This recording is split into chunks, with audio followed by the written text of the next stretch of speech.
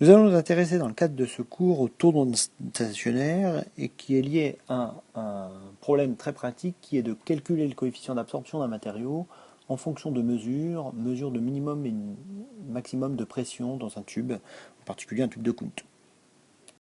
Alors la position du problème est le suivant. Nous avons un tube ici avec un matériau dont je veux déterminer l'absorption. Et nous avons ici l'axe des x, les x positifs allant vers la droite. Nous allons prendre une convention en exponentielle j oméga t, donc exponentielle positive. Et nous avons une onde de pression incidente P qui va s'écrire sous la forme exponentielle de moins jkx, donc qui va bien vers les x positifs. Et il va y avoir une onde réfléchie qui va être déterminée par sa pression PR qui est égale à un grand R exponentiel de jkx. Si on regarde bien et si on se place ici en x égale 0, on voit que la pression qui est la pression incidente en x égale 0 est égale à 1 et la pression réfléchie est égale à grand R. Donc on a bien la définition qui est la définition du coefficient de réflexion, comme le rapport de l'amplitude complexe de la pression réfléchie sur la pression incidente. Voilà donc la position du problème. Nous allons donc chercher à exprimer le coefficient d'absorption alpha du matériau situé pour les x positifs en fonction d'observables de pression. Alors, une première chose qu'on peut écrire, c'est que alpha est donné par la formule 1 moins module de R au carré. Il s'agit donc d'exprimer simplement le module de R en fonction des amplitudes des pressions incidentes et réfléchies. Pour cela, nous allons écrire la pression totale dans le tube, qui est la somme des deux. Donc la pression dans le tube est égale simplement à exponentielle de moins jkx plus R fois exponentielle de jkx.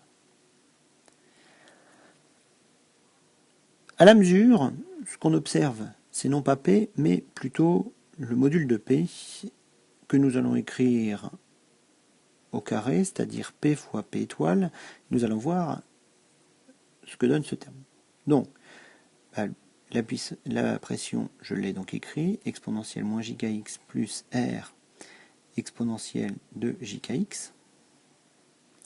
Et donc nous allons multiplier par le complexe conjugué. Complexe conjugué de la somme, c'est la somme des complexes conjugués. Le complexe conjugué d'exponentielle moins jkx, comme k est réel, je ne l'ai pas dit mais j'étais dans l'air, donc c'est exponentielle de jkx, plus le complexe conjugué de R exponentielle jkx, c'est le produit des complexes conjugués, donc c'est-à-dire R étoile étant le étoile étant le symbole du complexe conjugué, fois exponentielle de moins jkx. Je vais donc développer exponentielle moins jkx multiplié par exponentielle jkx, j'obtiens 1, plus R exponentielle de 2jkx, plus R étoile exponentielle de moins 2jkx, plus R étoile. Nous pouvons remarquer ici que ce R étoile n'est rien d'autre que le module de R qui nous intéresse au carré. Nous avons le 1 au début de cette somme, donc il ne nous pose pas de problème. Il nous reste maintenant à considérer le terme qui est le terme correspondant au terme croisé. Il y a plusieurs façons de le traiter. On peut soit reconnaître qu'il s'agit de la somme de deux termes qui sont conjugués l'un de l'autre, donc la somme des deux est égale à 2 fois la partie réelle, ou utiliser directement les formules de l'air. De toute façon, ces deux résultats étant presque similaires. Alors, mon coefficient de réflexion, grand R, je vais l'écrire sous la forme module de R exponentielle J-phi. Alors, phi étant l'argument de R et module de R la quantité que je recherche. Donc, la somme, qui est la somme grand S, n'est rien d'autre que le module de R multiplié par exponentielle de J multiplié par 2kx plus phi plus exponentielle de moins J facteur de 2kx plus phi. Voilà. Et là, nous pouvons reconnaître 2 fois le cosinus de 2kx plus phi. 2 fois le cosinus de 2kx plus phi. On aurait pu également simplement aller chercher la partie réelle, 2 fois la partie réelle de ce terme-là. Il aurait bien fallu utiliser cette expression-là pour avoir le décalage, qui est le décalage dû au coefficient de réflexion, et nous retombions exactement sur cette formule. Nous avons donc finalement que P étoile est égal à 1 plus 2 fois module de R fois cosinus de 2kx plus phi plus module de R au carré. Reste maintenant à utiliser cette expression pour en déduire le coefficient de réflexion, ou en tout cas son module.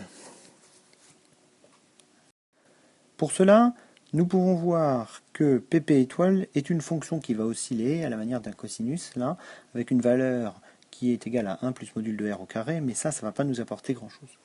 On va plutôt être amené à considérer le pp étoile max. pp étoile max,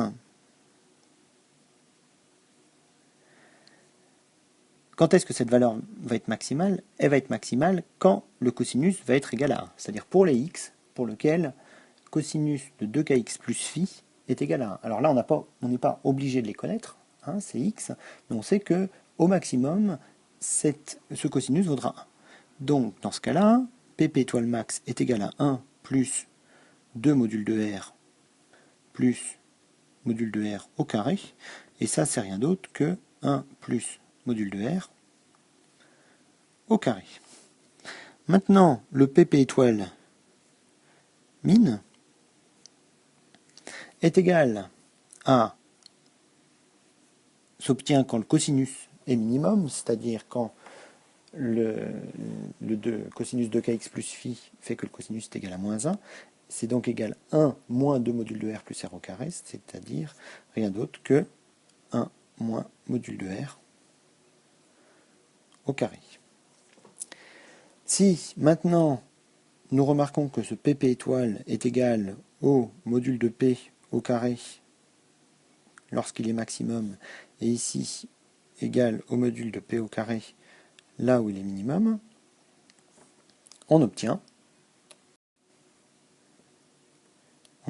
que donc P max au carré est égal à 1 plus R au carré, et P min au carré est égal à 1 moins module de R au carré. Évidemment, on va pouvoir simplifier par les carrés, et on va obtenir que état qui est égal à P max sur P min n'est rien d'autre que 1 plus module de R sur 1 moins module de R. Il ne reste plus qu'à effectuer les produits en croix, et on trouve que le module de R est égal à état moins 1 sur état plus 1. On en déduit ensuite le coefficient d'absorption qui est égal à 1 moins module de R au carré.